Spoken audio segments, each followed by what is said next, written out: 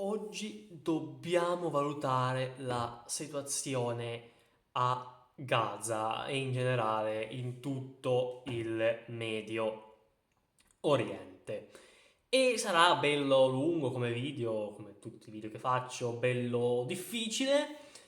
Volevo trattare anche la parte delle sanzioni dell'ONU sul nucleare al Iran, ma se no non l'ho fatto perché se no vedete un video veramente troppo lungo, lo farò in un video che probabilmente uscirà domani o al massimo dopodomani. Allora, questi sono i punti. Valuteremo la situazione a Gaza e in Cisgiordania, sia come vittime, sia come cibo che non arriva, sia come anche proprio situazione sul campo. Guarderò là il UMAP.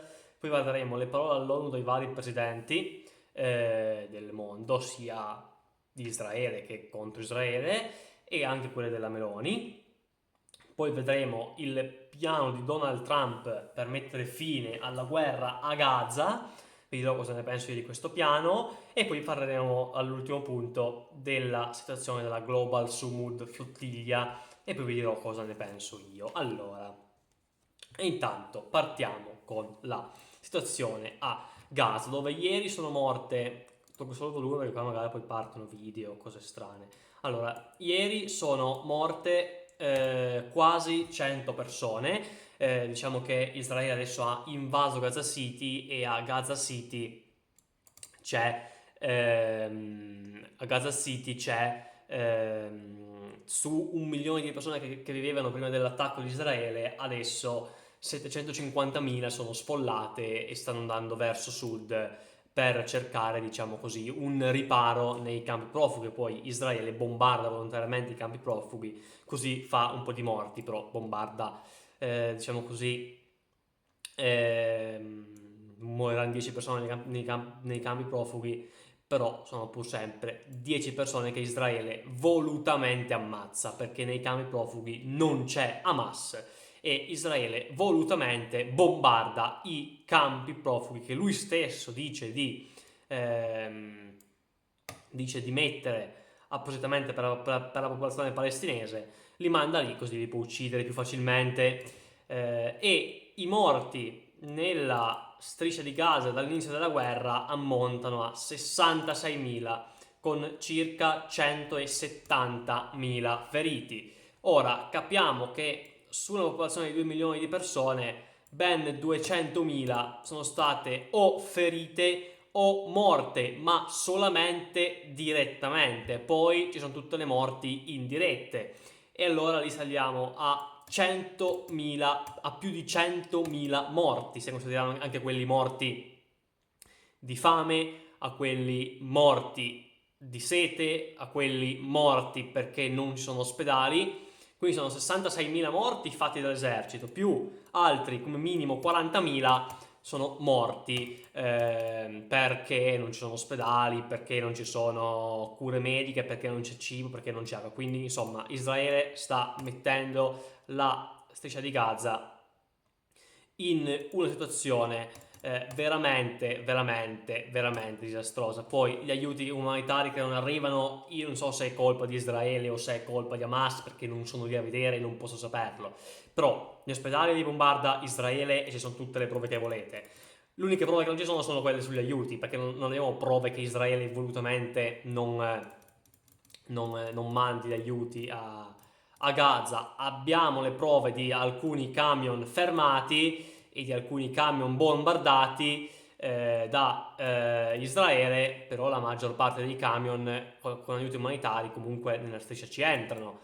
Però non si sa cosa ci sia dentro a quei camion, non si sa chi ci sia dentro a quei camion, non si sa cosa succede dopo quei camion, quindi insomma non ci sono prove, ma tutto fa presagire che anche sotto il punto di vista del cibo, sia Israele che non dà cibo alla popolazione, è Israele che eh, bombarda gli ospedali, bombarda le scuole, bombarda i palazzi, insomma, bombarda tutto quello che c'è da bombardare, bombarda i campi profughi che lui stesso dice di instaurare per mandare la popolazione di Gaza al sicuro ed è solamente un punto in cui poi li può bombardare più facilmente le persone. Quindi insomma nessuno può andare oltre perché in Israele chiaramente la popolazione di Gaza non può entrare, non può entrare in Libano, non può entrare in Egitto, non può entrare da nessuna parte. sono fermi in una regione che è grossa più o meno come un comune italiano medio-grande, sono tutti chiusi lì dentro, senza cibo, senza acqua, venendo volutamente bombardati da Israele e non possono andare da nessuna parte. E ripeto, sono quasi 300.000 le persone tra feriti, morti diretti e morti indiretti che sono stati causati da Israele a Gaza. Manca tutto, manca cibo, manca l'acqua, non si sa per colpa di chi, se per Israele, per colpa di Hamas, molto probabilmente di Israele, manca l'acqua, manca il cibo, manca la sanità, perché Israele bombarda gli ospedali, perché Israele bombarda qualunque cosa, bombarda le scuole. E siamo arrivati veramente a un punto molto molto basso. Se Putin facesse un quarto delle cose che fa Netanyahu a Gaza, sarebbe già decapitato da qualcuno. E invece Putin, che per quanto i civili li ammazza volutamente, che bombarda comunque anche strutture pubbliche, sta facendo cose nettamente meno peggio di quelle che sta facendo Netanyahu. Però noi sanzioniamo la Russia, noi non compriamo più niente dalla Russia, più petrolio, più gas, e poi da Israele invece un pacchetto di sanzioni ridicolo, entrato in vigore qualche settimana fa, e compriamo le armi, compriamo il gas che passa da Israele per arrivare in Turchia, compriamo tutto quello che c'è da comprare da Israele. La classica ipocrisia occidentale. Quando c'è uno che ci piace va bene tutto, quando c'è uno che non ci piace, allora non va assolutamente bene. In Cisgiordania invece qua rimane sempre tutto molto, diciamo, tutto molto incasinato. Ci sono 3 aree principali nella Cisgiordania. Metto una foto qua. L'area A, che è quella gialla, è quella sotto il totale controllo dell'autorità nazionale palestinese.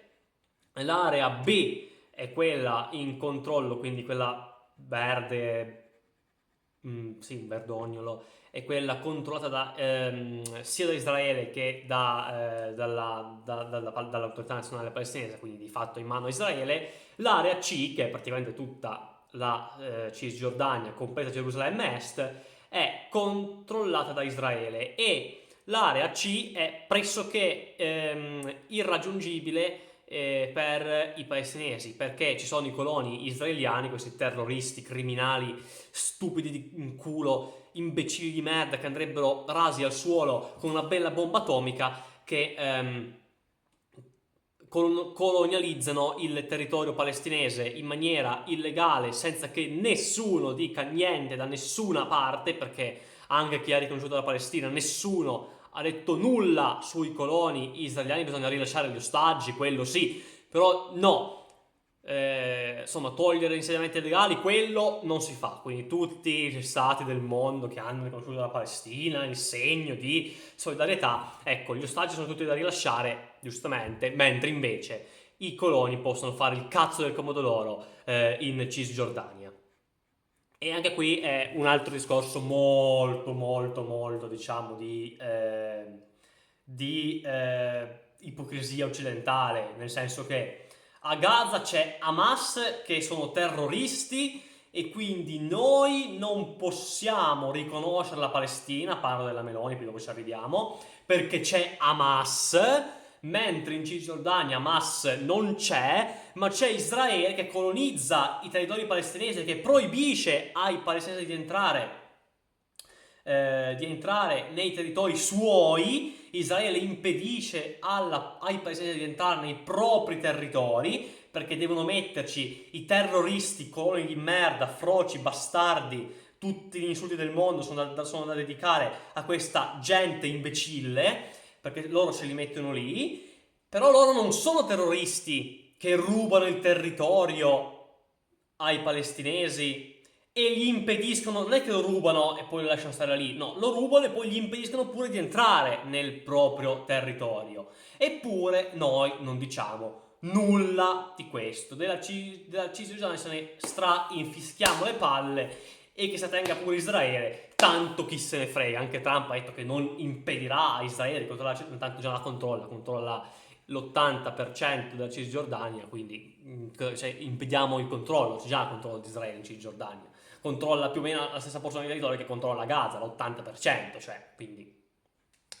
Eh, e quindi qua siamo sempre alle solite, cioè noi non possiamo riconoscere la Palestina perché ci sono i terroristi, poi quando i terroristi ci sono sia nello Stato e sia nei coloni in Israele, allora lì non bisogna assolutamente mettere neanche solo in dubbio il riconoscimento del popolo eletto da Dio, no? Perché, no, perché loro non fanno mica niente di male, no? Se sì, a Gaza sterminano la gente, poi invece in Cisgiordania che li mandano via dalle proprie case e li mandano a vivere chissà dove, allora lì è tutto a posto, no? Quindi si parla tanto di Gaza, della Cisgiordania, non gliene frega niente a nessuno.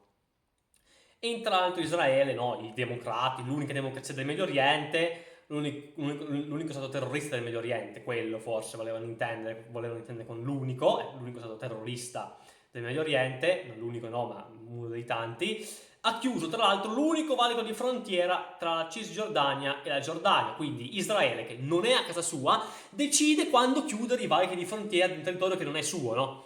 E quindi, insomma, i palestinesi sono a Gaza, massacrati da Israele che bombarda gli ospedali e le case, che bombarda i campi profughi, che non dà loro da mangiare e non possono uscire. In Cisgiordania la maggior parte dei palestinesi viene fatta andare via con le cattive dalla propria casa e gli impediscono pure di entrare in Giordania, ok? È tutto loro, no? Tutto loro il territorio. Ecco, pensate alla Russia che fa solamente un quarto delle cose che fa Israele. Cosa sarebbe successo in Occidente?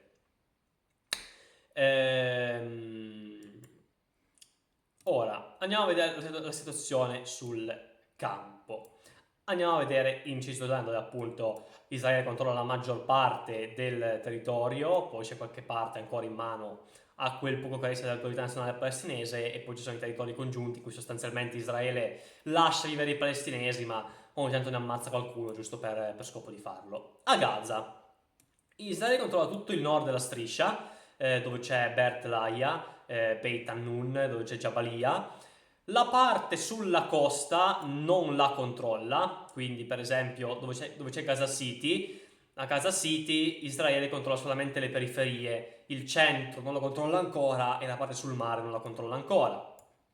Non controlla tutta la parte, diciamo così, del sud di Deir al-Balà, di Al-Maghazi, di Burlei e la parte lungo la costa e poi controlla quasi tutta la parte di Khan Yunis e di Rafah al confine con l'Egitto.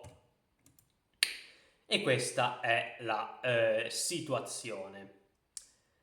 Ora veniamo un po' alle parole all'ONU dei vari presidenti. Partiamo dalle parole di Netanyahu. Tra l'altro ha parlato praticamente a una scuola, a una classe di una scuola che c'erano 28 persone ad ascoltarlo, c'era Giorgia Meloni, c'era Merz della Germania, c'era Trump e tutti gli altri paesi praticamente o non c'erano o hanno inviato delegati che non contano un cazzo, tipo ministri della cultura, ministri di qualunque tipo di cosa che non contano niente. Quindi insomma tutti avevano molta voglia di ascoltare le minchiate che Netanyahu ha detto volutamente a Israele, all'ONU, scusate.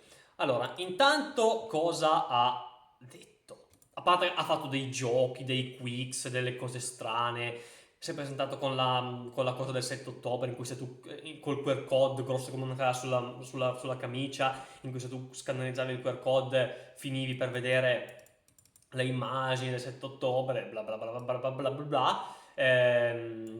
Ha messo degli altoparlanti a Gaza per far sì che tutti ascoltassero quelle belle parole che Israele, o meglio che Netanyahu aveva da dire all'ONU e diciamo che ha anche messo gli altoparlanti per far sì che gli ostaggi ascoltassero che Netanyahu non ha che Netanyahu non dimentica gli ostaggi, che farà di tutto per liberarli, quando poi ammazza i leader di Hamas in Qatar, quando poi ammazza i leader di Hamas in Qatar che stavano trattando per liberare gli ostaggi, quindi vuol dire che forse di questo ostaggio a lui non ne frega niente, però deve dire che gliene frega qualcosa.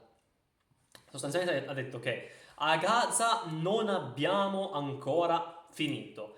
I palestinesi non vogliono due stati, ma uno al posto di Israele. Perché Israele cosa vuole? Due stati? No, ne vuole uno al posto della Palestina, no? Quindi che cazzo di discorso è? È un discorso ipocrita fatto da un coglione, imbecille, criminale, che dovrebbe essere condannato a morte, ma non con la sedia elettrica, proprio nei campi di sterminio, dovrebbero riaprire le camere a gas per Netanyahu. Ecco, dichiara questa fase insensata che i palestinesi non vogliono due stati ma uno al posto di Israele. Però purtroppo, caro Netanyahu, l'autorità nazionale palestinese riconosce Israele. È Israele che non riconosce uno stato palestinese. E dice che non è possibile, non è una soluzione possibile avere due stati perché più del 90% degli israeliani è contrario. E questa è una grandissima minchiata, perché il 22% della popolazione israeliana sono arabi palestinesi, ok? Quindi è impossibile che gli arabi palestinesi non vogliano uno stato di Palestina, ok? Quindi al massimo sono il 70% che non vuole uno stato palestinese. E poi a me di cosa pensano gli israeliani non me ne frega un cazzo, perché sostanzialmente dal 1948 devono esistere due stati. Poi, tralasciando il fatto che anche la Palestina ci ha messo del su per non essere, diciamo così, riconosciuta, a me di quello che pensano gli israeliani non me ne frega niente, perché deve esistere uno stato di Palestina. E quindi di quello che pensano gli israeliani non me ne frega niente, perché ci deve essere uno stato di Palestina, così come non me ne frega niente di quello che pensano i palestinesi. Ci deve essere uno stato di Israele. Per cui se quel 90% non li va bene, che si trasferisse da qualche altra parte, nessuno li obbliga a stare in Israele.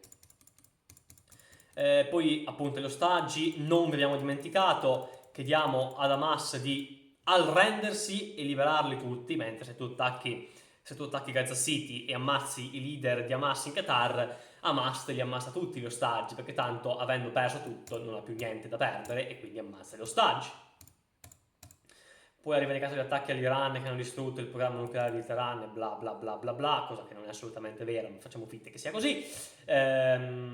Poi ha respinto le accuse di genocidio e di carestia, perché loro fanno tutto il possibile per non colpire gli abitanti. E ha pure detto, pensate, che nella storia della NATO non c'è mai stata una guerra con così poche vittime civili.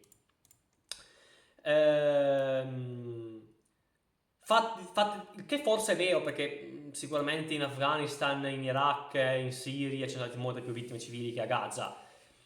Però l'80% delle vittime civili a Gaza è fatto dall'esercito, anzi il 60% circa è fatto dall'esercito israeliano, che tra l'altro poi non è neanche nella NATO, però va bene lo stesso.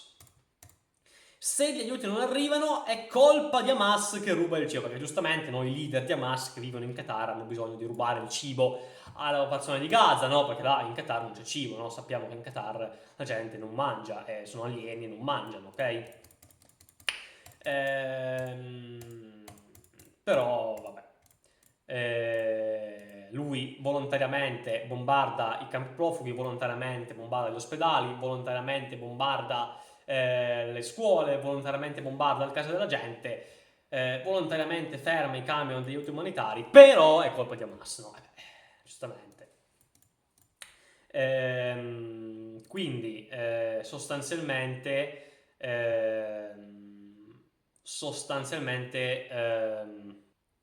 a Gaza c'è tutto il cibo che si vuole, tutto quello che si vuole c'è a Gaza, no? Quindi secondo Israele non c'è nessun genocidio, non c'è nessuna pulizia etica, non c'è... tutti mangiano, no? Queste sono le classiche cose che deve dire Netanyahu. Poi ha detto che quale Stato che vuole compiere un genocidio sposterebbe volontariamente i civili nei campi profughi? Anche Hitler spostava volontariamente gli ebrei ad Auschwitz per poterli uccidere meglio.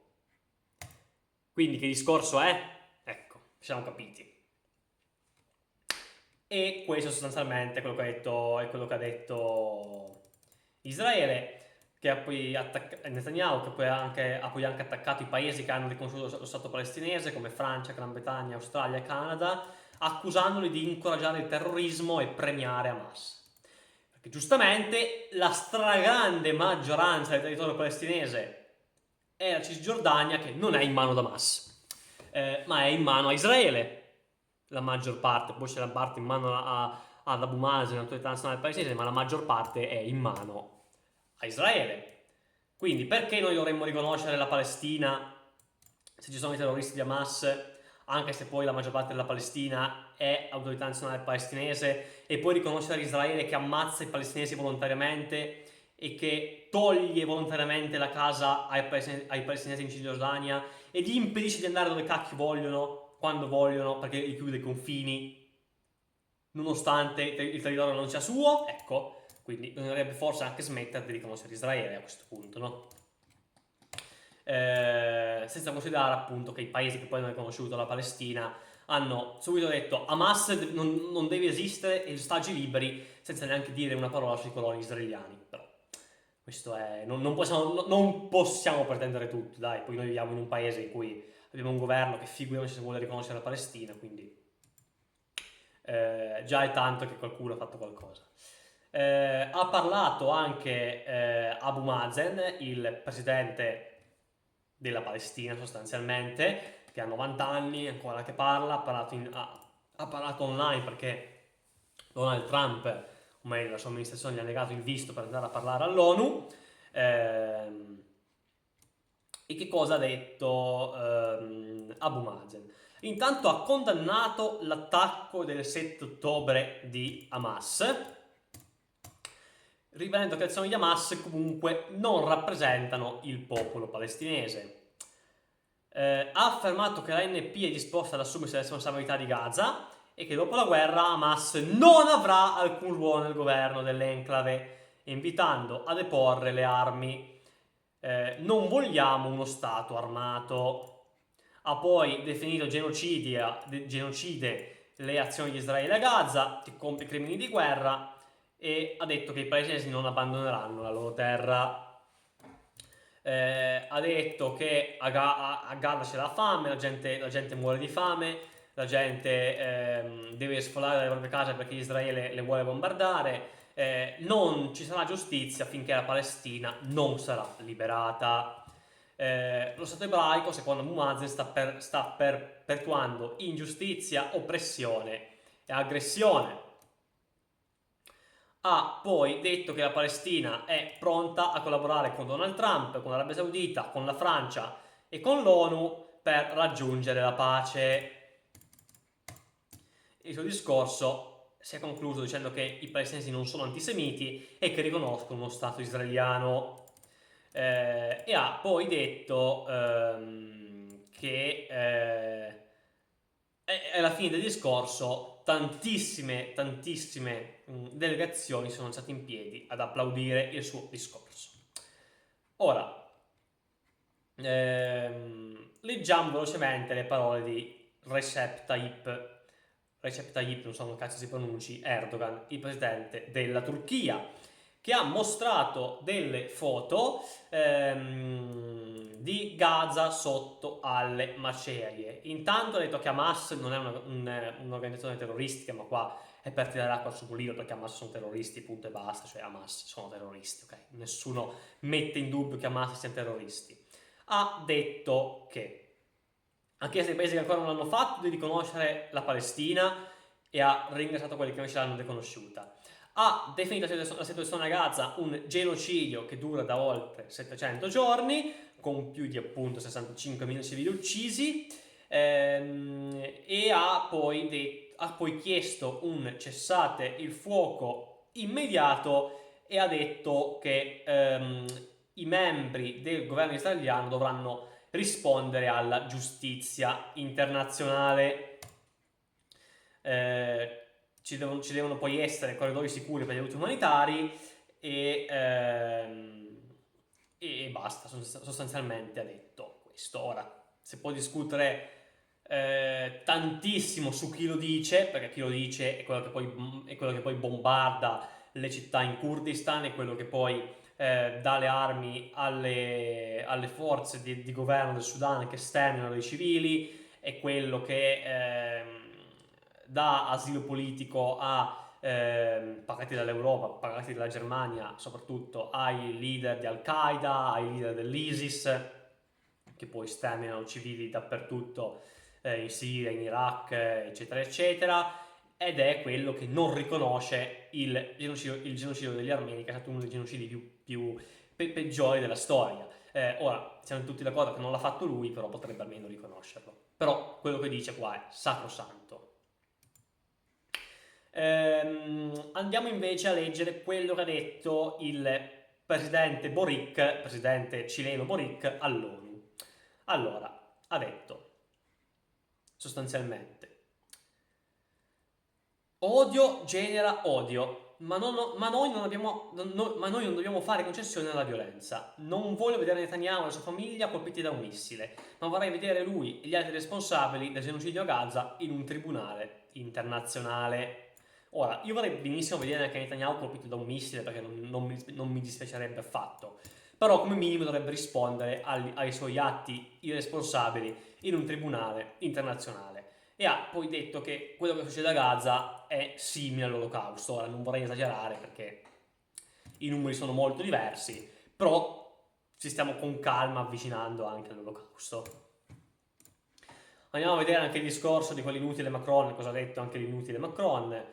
L'inutile Macron ha sostanzialmente detto che intanto ha chiesto il rilascio degli ostaggi immediato da parte di Hamas. Ha detto a Damas di interrompere il ciclo di violenza e di deporre le armi, e ha detto e ha sollecitato Israele a un cessato il fuoco a Gaza, ma nessuno che sollecita Israele a smettere con questa schifosa opera coloniale in Cisgiordania. Però almeno, dico almeno, Macron parla. Ha definito il 7 ottobre una ferita aperta per gli israeliani, ma poi ha anche detto appunto che ha poi appunto anche condannato tutte le politiche che Israele sta facendo a Gaza, quindi il genocidio, ha chiesto appunto di cessate il fuoco, e poi ha detto che fedele all'impegno storico del mio paese verso il Medio Oriente e la pace tra Israele e i palestinesi, la Francia oggi riconosce lo Stato di Palestina. E tutti gli altri leader, quindi per esempio Pedro Sánchez della Spagna, il re di Monte Carlo, il presidente del Lussemburgo, del Canada, dell'Australia, del Regno Unito e del Belgio, mi pare, hanno detto parole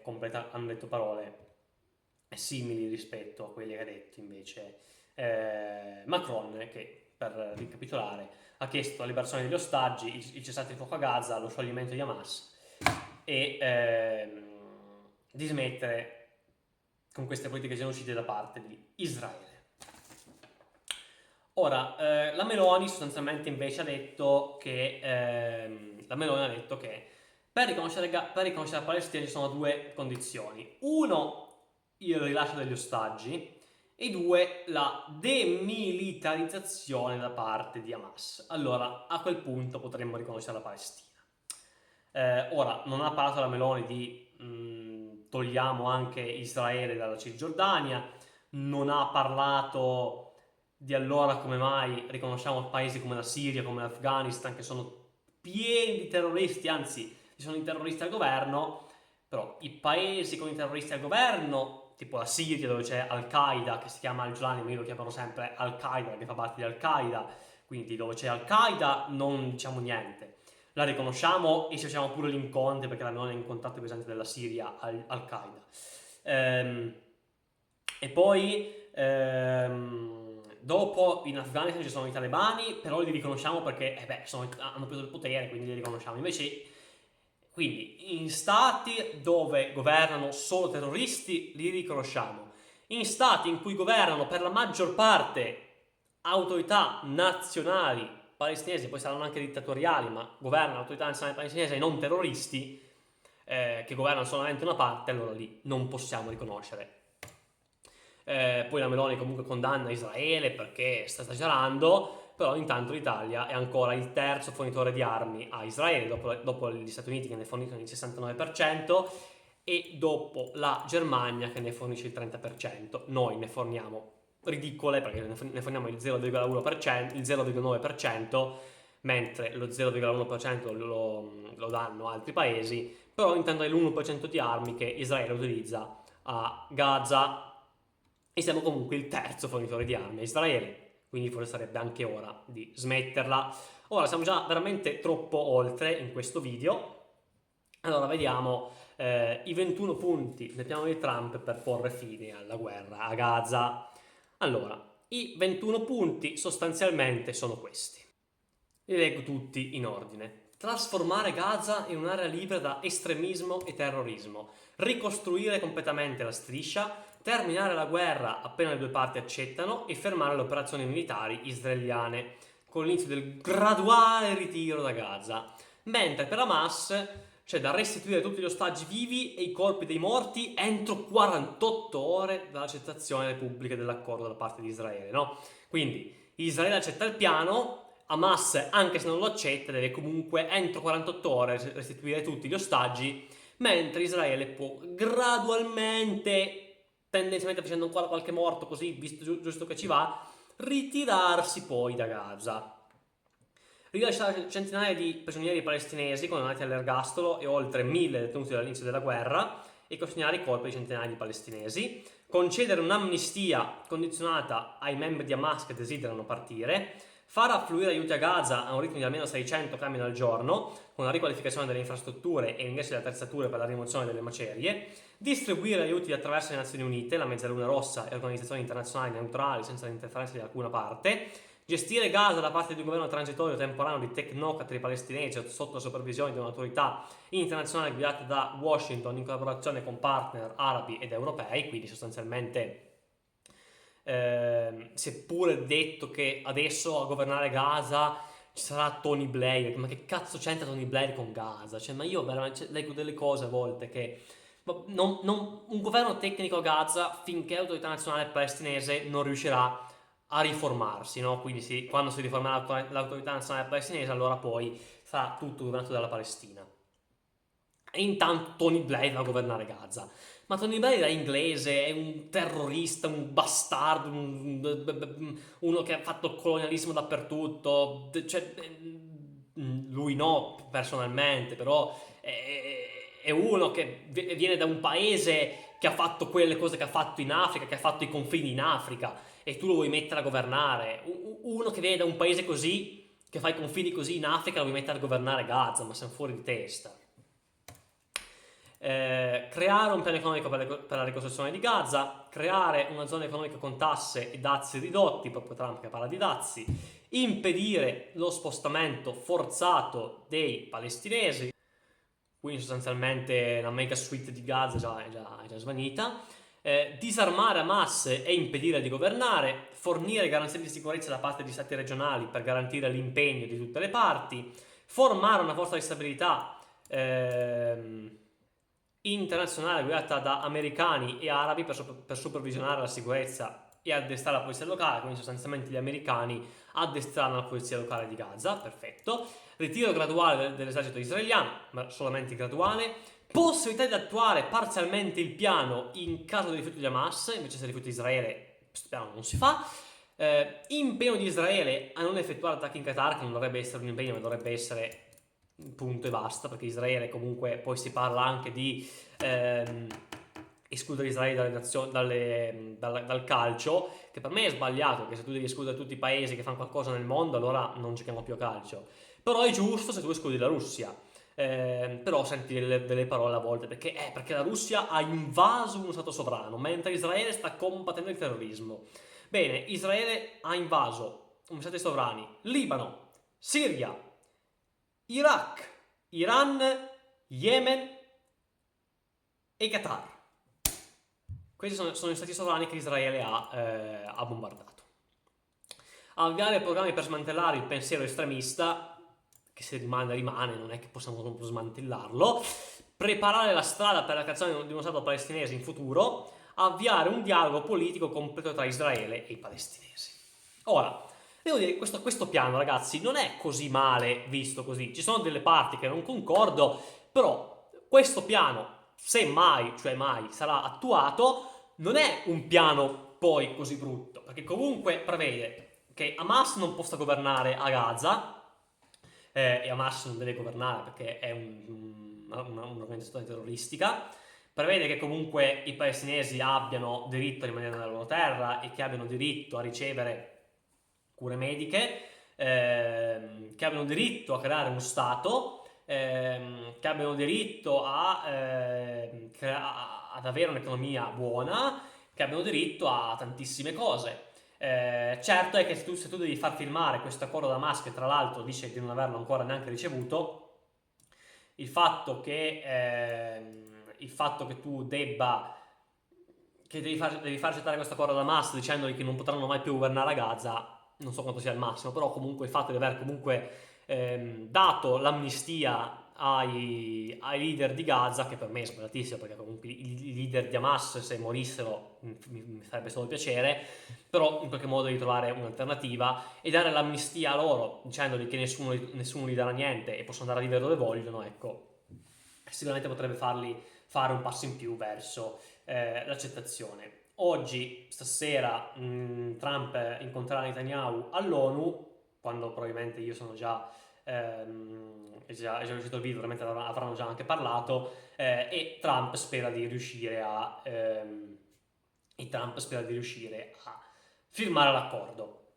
Secondo me non avverrà perché comunque Israele non vuole una creazione di uno Stato palestinese, Israele non vuole fare la pace perché Netanyahu altrimenti va in galera, Israele non vuole che Gaza la governino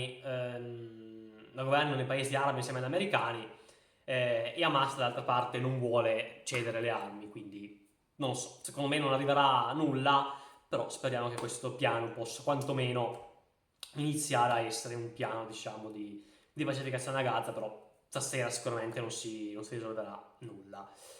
Ora, molto velocemente veniamo alla situazione della flottiglia. Allora, la flottiglia, non vi dico cos'è, sono appunto questi rappresentanti, questi manifestanti di diversi paesi che si sono imbarcati per andare a Gaza a consegnare aiuti umanitari, e che appunto ora con i governi ci sono un po' di incongruenze perché secondo i governi loro stanno disturbando, diciamo così, usano soldi pubblici per andare a fare una missione molto rischiosa.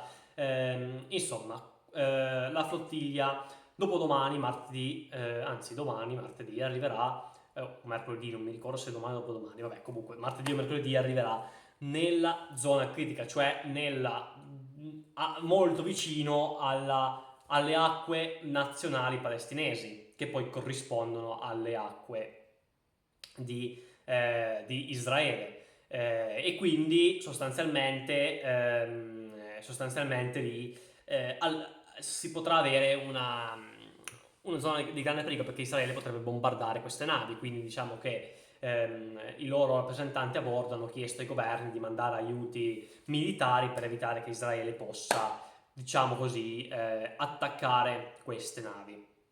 Ora, da un lato sicuramente qualche governo, anche quello italiano qualcosa l'hanno fatto, perché comunque il governo italiano ha mandato una nave della Marina Militare a sorvegliare, diciamo così, le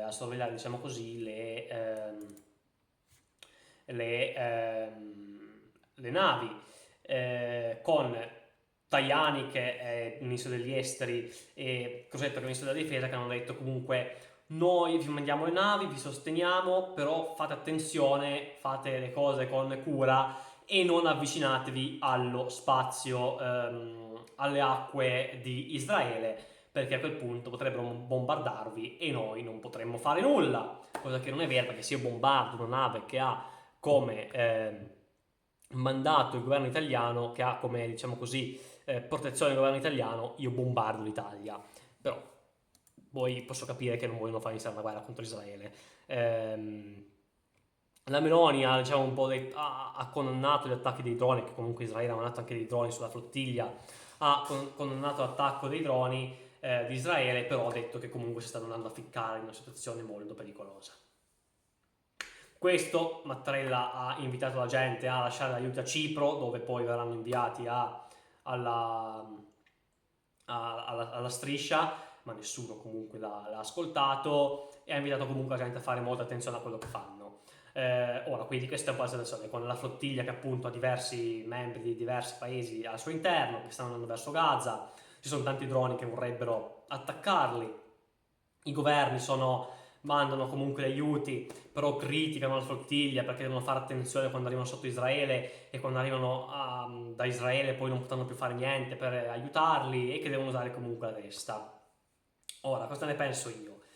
Io ne penso che sicuramente da una parte l'iniziativa è molto buona, perché comunque la gente ha dimostrato che non se ne può più di quello che sta accadendo a Gaza, ma dall'altra penso anche che comunque la gente debba anche smetterla di andare a rischiare la vita, perché tu vai a rischiare la tua vita per niente, perché tu a Gaza non ci entri, cioè tu vai a rischiare la vita per niente, perché tu a Gaza non ci entri. Cosa succede? Quando domani arriveranno in acque di Israele, Israele metterà lì davanti la marina militare e dice benissimo, o ve ne tornate o vi ammazziamo tutti, e quindi loro gireranno le barche, se ne torneranno indietro e aiuti, non so, gli aiuti magari verranno dati alle navi israeliane, oppure verranno lasciati a Cipro al ritorno, non lo so, però sostanzialmente questi aiuti a Gaza non arriveranno mai, sostanzialmente così.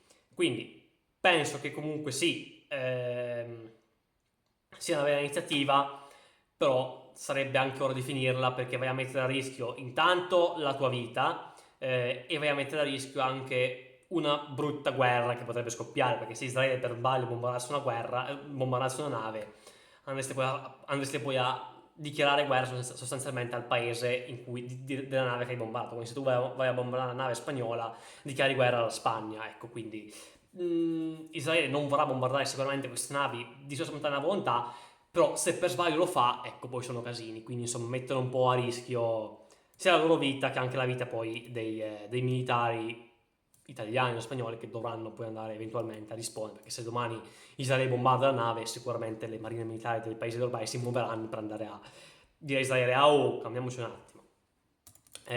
Quindi vediamo un po' quello che accadrà. Di sicuro gli aiuti a Gaza non arriveranno, o non arriveranno direttamente dalla flottiglia.